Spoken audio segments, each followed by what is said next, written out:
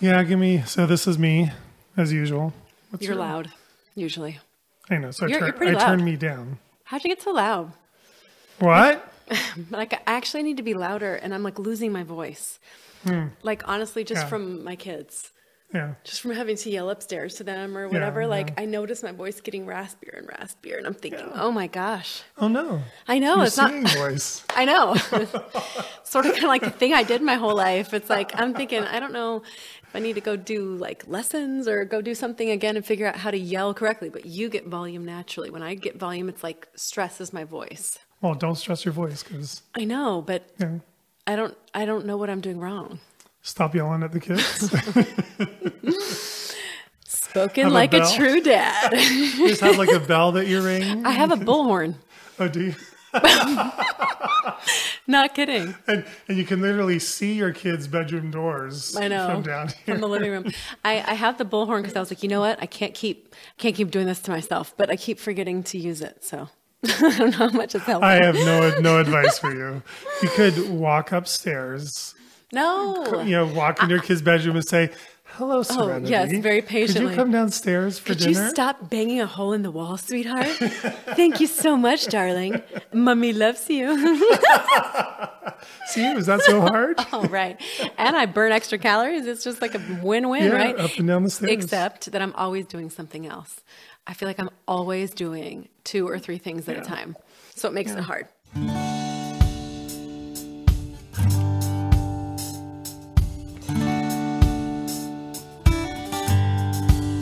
When you open the door for somebody else. Welcome back to California, huh? I know. We were just out of state.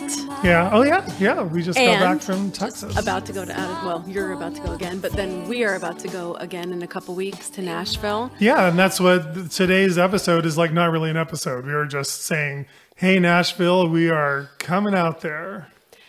That's right. And also, hey, Texas, thanks for letting us come out there. Oh, yeah. So Texas was awesome. Texas was really fun. Awesome. And it was a great way to test how this is going to work and kind of get an idea of like, okay, we've first stop on the podcast tour. Obviously, this was supposed to look so different back in March of this year.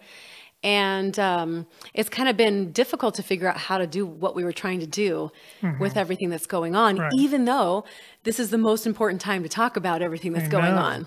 Yeah. So it's like we have to find a way out there. It's gotten even more important to have this conversation. But we've had to modify it quite a bit and figure this out. So going out there and having the event was great. Having meet and greets the next day to meet people, that's great. So we'll make sure we do that every place that we are. So we'll have an evening event that's basically adults only and nursing babies for the podcast event. And then we'll have a follow-up thing the next day, just so you guys know we might be coming to your state. And you'll get a chance to like meet and chat with us because it's not always easy to do that for more than 2 minutes each person at the end of the podcast event. And Dr. Bob had his books and I had my Vax Facts and we were talking to people and they wanted products. So we're doing all that at the same time. And before you know it, they're closing up and we got to go. Right. And so it's so nice to have that second opportunity to actually get to chat with people. And that's like a non-negotiable for me. Like every location I'm booking, I'm making sure that we have that day to connect with people and just connect because we'll do the work on the night and then we'll be able to connect with people the next day. So make sure if you find out we're coming to your state, make sure you plan on 2 days being available so you can get a little bit of both things. Yeah. But even more than just, meeting us, you get to meet lots of other people too and see who lives in your community, who's like-minded. And hopefully they're connected already. Like that would be amazing. Right. But if not, you're going to build your community right now. Yeah, but it's awesome. So Texas, we had the podcast night. It was so much fun. We got some great video footage. That I twisted your arm about, by the way. And you're still being like, are you sure we need to? I'm like, you know what? You never lose an opportunity to videotape educational content because you never know how you can use it and have it available for people, which was originally our goal anyway. But it's like you never know the quality of the content. We know we're giving you guys good quality content. If you can also video that in a way that's quality and you put those two things together, we're now offering you a whole additional level. Right. And it looks so good. I watched some of the main footage last night. I'll show it to you when we're done with this this little mini podcast episode, but Minnesota. It looks so good. I mean, the image is so clear. The cameraman did a great job, and it actually, to me, it looks fun having like the microphones there. We're sitting next to each other, talking to each other, but also talking mostly to the audience, and 2 different cameras, some great footage. So we're going to make hopefully like a 5-minute or like sort of like mini version of that, kind of as a promo, so people can see what it's like to come to a podcast. But you're right, we got to chat with people afterwards. Maybe, a few minutes each person. Did you get to see that footage? What he did at the end? Yeah. Oh, how fun. Yeah, so he took some great footage of us talking to people, chatting with people, Yay. hugging people. But then you're right, the next day, actually in Texas, it was 2 days later, but in most places it'll be the next day. We basically had a 3-hour hangout at an equestrian center, a farm. There were horses. We barbecued, roasted marshmallows. I'm like, you guys are roasting marshmallows? You're right in front of Melissa and letting your kids eat marshmallows? My hair smelled like barbecue Yes, for 2 days. Even after washing it again. I mean, man, it's amazing how strong that smell is. Yeah, it was funny. Yeah. So that was the fun time where we could really hang out and chat for people for like 20 minutes, a half hour, and just really. And then I went line dancing that night. Oh, no fair. That's so not fair. With a friend that I met there. She's like, let's do it. Let's go down to the stockyards. I'm like, I need to do something very Texas-like before I leave. Yeah. And it was the last night there. Now, I have to say, downside, the entire time was masks. Indoor masks, like security every 5 seconds. Not really what I expected for Texas, and definitely took away from the experience. Yeah, you're dancing, not our podcast. Not our podcast, no, but the line dancing. Because there were like guys that were, in their 60s that are line dancing out there, and they're breathing very heavy, and you can tell that they should not be covering their mouths and that they need air. Right. Yeah. I mean, you could see some of these people look like they are not in a position of health where this is something that's safe for them. But that's the rule, and people want to get out and they want to be able to dance, especially 8 months later. We're 8 months into this. Yeah, it's not going anywhere. Did you have your little sticky notes? You could like stick them on the back of people as they're dancing. You know what's kind of funny is I sort of just feel like Texans get it, like that they don't need the educating. Yeah, but they want to dance. But they want to dance. But I never felt like I needed to like put my cards places when I was there, because I feel like they're way better off than we are. Right. But there are a lot of states that need that education, and truthfully, there are people in Texas that need it too, which is why a lot of my orders do still go to Texas. Yeah, and almost every big city needs this. So it's not so much the suburban or rural areas. So Tennessee, December 4th, Friday night. Very excited about Tennessee. So that's basically, by the time we post this later this week, that'll basically be 2 weeks from now. So all you Tennesseans, if you're near Nashville, even if you're not near Nashville, you could come up from Mississippi, come up from Alabama, you could come down from Kentucky, come over from Atlanta if you want. Again, you spend the night, Friday night, and hang out with us Saturday as well at our Saturday afternoon event. Get your friends together. Make it like a fun event to come to, like you're saying, get education, but also get that community with other people. And we need this now more than ever. And a total random side note, which we need to probably do a podcast on this totally separately. I just saw this article that now they're trying to say that 1 in 5 people that have had COVID are going to have a psychiatric disorder. Oh, jeez. And you know what those psychiatric disorders are? Anxiety, depression, and insomnia. Like a virus is really going to cause those things. How about the pandemic and lockdown are causing those things? So my point is, we need our friendship and community because we're anxious, we're depressed, and we're not sleeping. Yes. So they're measuring people that have been COVID positive that are really suffering symptoms of this lockdown and what this whole policy has done to us. It's a joke that they're trying to blame this on the illness. Like, has a virus ever caused insomnia, depression, and anxiety? No, but my governor has. Yeah, that's really funny. So we need community now more than ever. We need education. We need togetherness. We need to feel like you're not the crazy one. And you can do that in an audience with us. Yeah, and the Nashville event is fantastic. It's at like a farm about 45 minutes south of Nashville. levels. So there are no mask mandates there. It's going to be sort of like a halfway outdoor event, and as well as kind of indoor inside this nice barn. It's kind of like a wedding venue. Right. They use it for lots of things. It is. And and we're going to have the mayor of that city is going to be there. That is so cool. And he's going to be part of the event too, because he's been speaking against what's going on. That's so cool. And that's the reason we're going a little out of Nashville, is to make sure we could have this experience that wasn't going to be, hindered by all these different protocols. So it's in Columbia is the name of the actual suburb city outside of Nashville. How do they get tickets, Melissa? They can go to our website, immunityed.org or immunityeducationgroup.org, and click the link on the top right corner where it says, with the menu link, and you'll have an option right there for podcast tour, and then you can see the information there, or you can check my social media pages, or I think Dr. Bob's going to post his, and then there'll be an Eventbrite link to access that. The Tennessee Medical Freedom Group is kind of spread out. It's not like one solid group. States are so different, so different.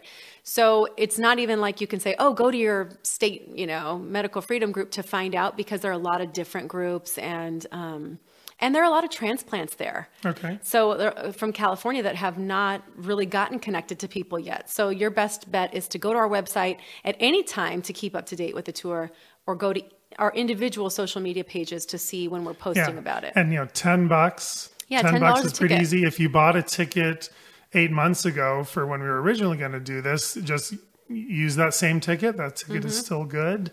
And I would love to see people there. I mean, I love the South. I grew up in South Carolina as a young kid, and I really have a heart for that area. The people are just so different in a very good way. Right. In an amazing way. And just keep in mind, that ticket price is not like it's padding our pockets. Like it's actually going back to pay for the venue charge, which is almost $1,000 for the time that we're going to be there. And we want to support these small businesses that are supporting freedom, like this particular venue that has lost so much business because of this. Their livelihood is based on weddings and events and things like that they have been closed and not been able to hold for so long. So we love being able to give back to those types of small businesses that are supportive of what we're doing. Yeah. But, in order to do that, it costs. And so we're going to that ticket price is basically going back to cover the venue and cover the cost of doing this. That's not even including our video charges, which we've been lucky enough to fundraise for. But having said that, if you guys want to donate to what we're doing, donate to this tour, let's say you can't make it out there. I've had somebody say, I bought some tickets, I can't go, but just to support you guys. So you can do something like that. You can also just donate directly to our nonprofit Immunity Education Group. If you want to help support this, help fund our ability to do this good video footage at every location so that we can offer you guys good quality episodes that are video episodes that are educational content. We're going to make those available for a small fee per episode, but it's going to be good quality. And we in order to make that accessible for everybody, because, it costs to do everything that we're doing. So if you're a big supporter of us and you want to know what you can do right now, every little bit helps. You're welcome to donate. And how do they do that, Dr. Bob? Yeah, on immunityeducationgroup.org, the top right, there's the donate button on the website, or donate, take action, or just go to the menu on your phone and go to donate. Yeah, just donate right there. And it's all, tax deductible. We're a 501c3 nonprofit, and we greatly appreciate that. And we're videoing the Nashville episode as well. So if you come, you could be on our video. You could literally be like in one of our videos, like either in the crowd or footage of you, talking to us afterwards, kind of in sort of like a fun montage of video footage that will show. And I learned from watching the last video footage, I got to figure out how to stop talking with my hands. I told you.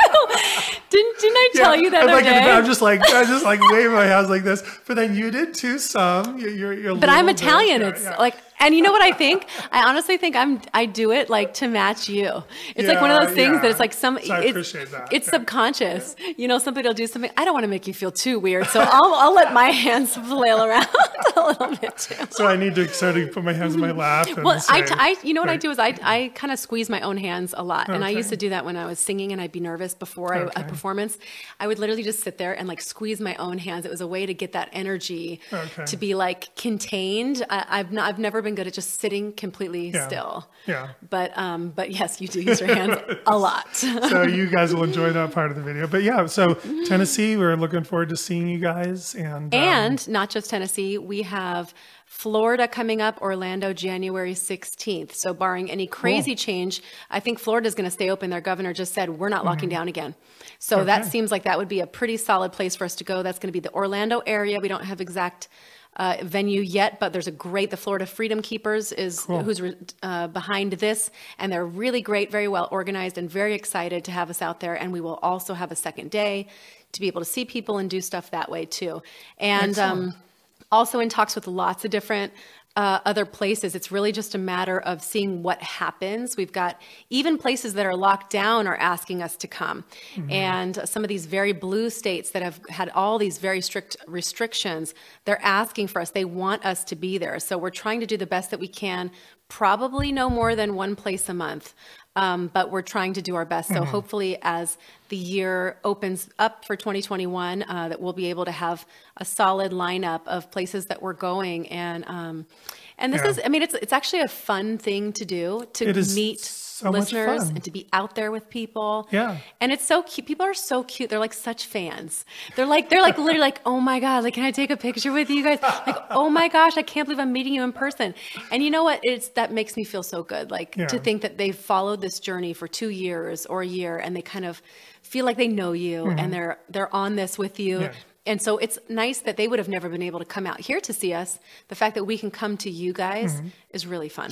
Yeah. And I know we haven't had a lot of episodes lately, and one of the episodes we're going to hopefully do in a week maybe is we're going to review the current COVID vaccines. The Pfizer and the estimate. Moderna that kind of just came out with their 90 to 95% efficacy. We'll go over all that. We're going to give you the scoop on that, tell you what that means, and more episodes coming up as well. And until then, just to kind of get on track with the whole Pfizer thing, check out the episode we did, 20 episodes ago about the Oprah tour, and that was sponsored by Pfizer, because I did a deep dive kind of on the lack of integrity with their business model and the conflicts of interest that they've had and the lawsuits they've had with lying to the public. So this is the largest pharmaceutical company in the world, because they have since purchased multiple companies and become this conglomerate. You check that episode out to get an idea of who Pfizer really is, so that you can understand that if this is the one that everybody's going to be pushing, or one of the ones that they're going to be pushing as being a regular vaccine that's going to be used. And reminder too, they're saying 2 doses for every single person on that very first time, and it's going to be required every year after that. They have not ever said, this is going to be a lifetime thing. You're going to get this one double dose and you're good. Yeah. They're not really saying that though. You don't hear them say it's going to be every year. They just don't say it's going to be not every year. Right. and they'll give you a little hint. The efficacy is not 90%, and we'll tell you why.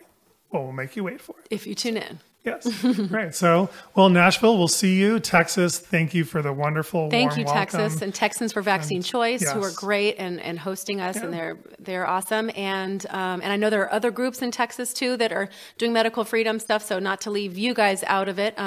Maybe we'll be involved with everybody on another time, because Texas is big. We didn't get to see so much of it. Yeah, I have to go down south. San Antonio, people wanted to see us too. So we'll see. Maybe we'll come back around again into Texas. But please don't be complaining that we're an hour away from you. I will tell you that, because there were people that drove from Colorado to come to Texas to be there.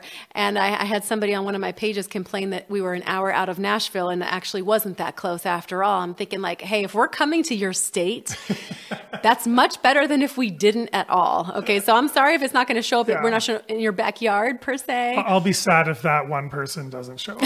I'll be really sad. But we've got lots of great people showing up, and so we want you guys to be one of them. Yes. And bring your friends, and bring your your hesitant friends and family members that are kind of like, no, this is not just about vaccines. This is really, it's really only half, a little less than half on vaccines, and more about the vaccine debate and the COVID discussion. Right. So, and the political discussion. So if you know anybody that is upset with what's going on, if you know anybody who thinks the information is switching back and forth and they don't know what to believe, if you know anybody that doesn't want to take the COVID vaccine and is worried about that being mandated, all of these things, bring those people to this event. This event is different than it used to be. So it's going to be a great event, and we've totally changed it to really fit what's happening right now, and to have a much bigger audience. Yeah. So don't think that, oh, if you're not a vaccine person, then you're not going to want this. This event is way bigger than that, and make sure and show up. Yeah, and it's an outreach. So bring people who need to hear the message. So we will see you there, and we will see you, the rest of you, next time on Vaccine Conversation. Alrighty. Bye. Bye, y'all. We're gonna be the peace we wanna see in the world. Yeah, be the peace we wanna see in the world. Yeah, be the love we wanna see in the world. Be the joy we wanna see in the world. Be the change, see in the world.